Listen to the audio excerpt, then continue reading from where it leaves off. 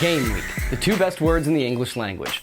Welcome back into another season of the high school football forecast here on Acadiana Postgame. I'm your host, RB. Each week we'll pick the best matchups all around the area and we'll look back and identify some studs from the week before. A lot has changed here in the Acadiana area. Tyler Shelvin is now playing for the Notre Dame Pioneers. Terry Martin has moved from Cecilia to Brobridge, and we have some new coaches all together, as well as some familiar faces like Sonny Chaponche and Jim Hightower. I could sit here and talk about the changes all day, but let's get into those matchups.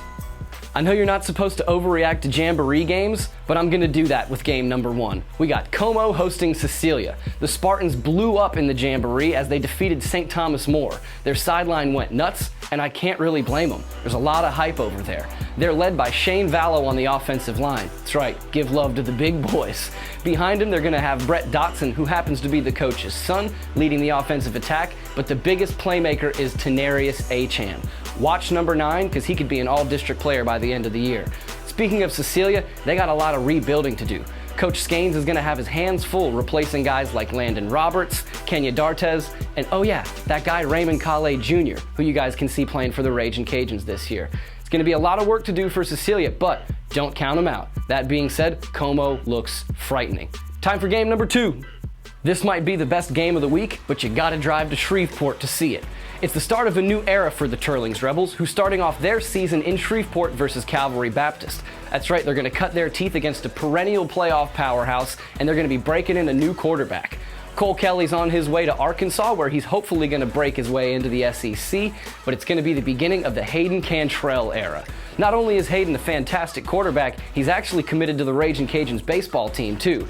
He brings incredible athleticism to an offense that's already explosive, and he's going to be running behind one of the biggest offensive lines in the area. You add in Tyler Batiste, whose nickname is Bear, as the defensive leader, and it looks like the Rebels could be ready for another deep playoff run. But they got to contend with a big old district with Karen Crow and STM, so this first game will go a long way to see how good they are. Last but not least, let's get to game number 3, where we got a newcomer to town.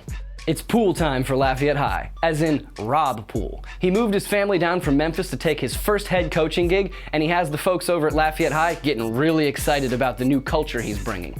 They'll be led defensively by Chance Anderson at the linebacking core, a hard-hitting dude with a little bit of attitude, and a big secondary.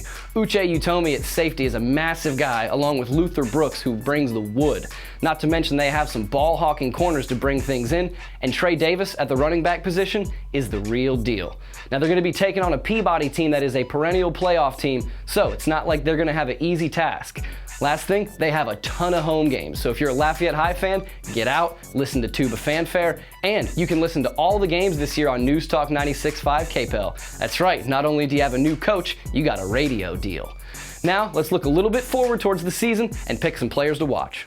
Typically, I'd pick a player of the week in this segment, but we don't have any football to talk about, so I'm going to pick a player to watch. Braylon Trahan from the Acadiana Wreckin' Rams might be the best defensive player in the entire area. Not only is he one of the best safeties in the entire state, he's also a fantastic kick returner.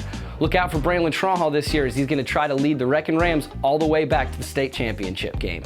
Now remember, keep up with Acadiana Postgame's live scoreboard every Friday night. Follow us on Twitter at Postgame Sports, and make sure to check at AcadianaPostgame.com all throughout the week, as we will keep you up to date on everything high school football in South Louisiana.